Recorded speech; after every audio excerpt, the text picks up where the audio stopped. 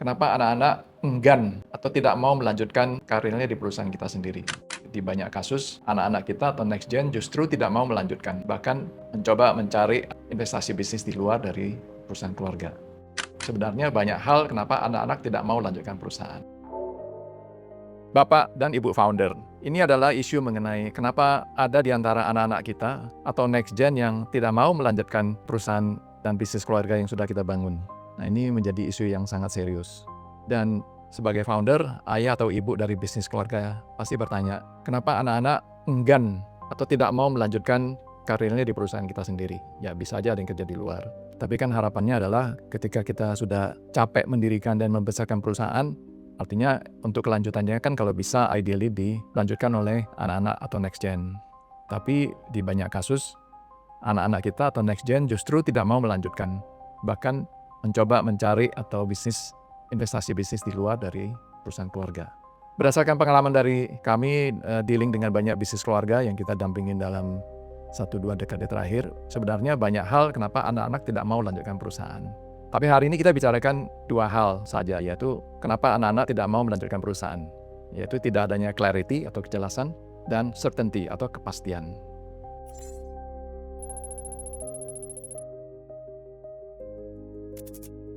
Pertama, ketidakadaan clarity, artinya ketidakjelasan terkait role and responsibility maupun otoritas. Sebenarnya anak-anak kita ingin melanjutkan perusahaan keluarga, namun karena biasanya ketidakjelasan role and responsibility membuat next gen ini menjadi ragu untuk melanjutkan. Saya ada beberapa kasus dari ketiadaan clarity ini atau ketidakjelasan.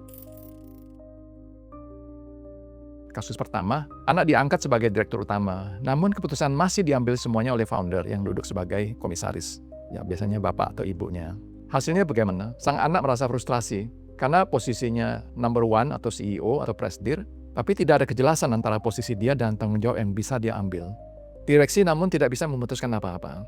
Keputusan semua ada di komisaris, bahkan di level shareholder. Case kedua terkait ketidakjelasan yang menyebabkan anak tidak mau melanjutkan di perusahaan keluarga. Misalnya anak diangkat sebagai komisaris di perusahaan di mana orang tua atau founder masih menjabat sebagai presidir. Sebagai komisaris yang biasanya perannya adalah untuk mengawasi dan mengarahkan, bagaimana dia bisa mengarahkan founder ya. Jadi sehingga anak ini menjadi tidak jelas karena dia menjadi komisaris. Seperti apa kontribusinya sehingga anak ini menjadi frustrasi. Anak berpikir saya ini komisaris, di rapat-rapat dengan presidir saya malah tidak dianggap. Untuk apa saya jadi komisaris?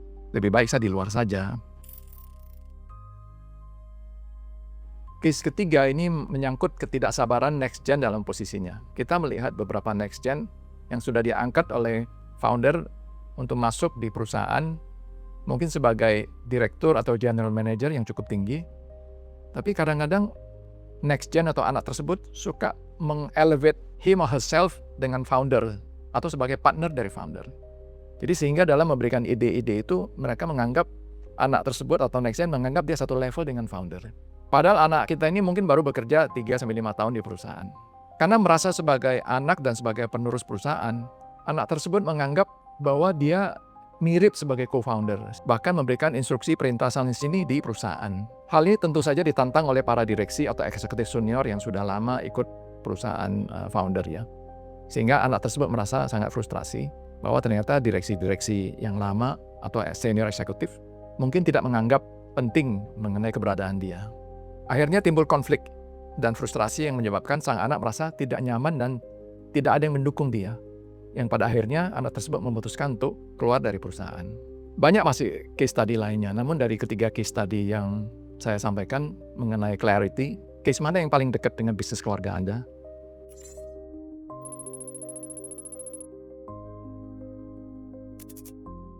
Kedua mengenai uncertainty, ketidakpastian. Nah ini mengenai waktu. Kapan anak ini benar-benar in charge sebagai eksekutif di perusahaan? Biasanya hal ini karena orang tua masih in charge of everything. Atau kalaupun karena sudah mulai lepas, tapi tidak konsisten. Istilahnya here, gone. Kadang balik lagi ke operasional, kadang-kadang tidak. Hal ini menyebabkan ketidakpastian bagi anak. 3 hal yang penting. Pertama, kapan dia harus mendapatkan otoritas? Bagi anak, artinya ini penting sekali. Kapan? Kedua, anak akan memperhatikan apakah founder mempersiapkan diri untuk step up atau melepaskan otoritasnya kepada anaknya. Dan ketiga, anak juga memperhatikan apakah ada proses succession planning, dibicarakan kapan dan apa saja yang dilakukan oleh founder untuk mendukung anak ini menjadi seseorang yang menggantikan beliau. Ini mesti jelas.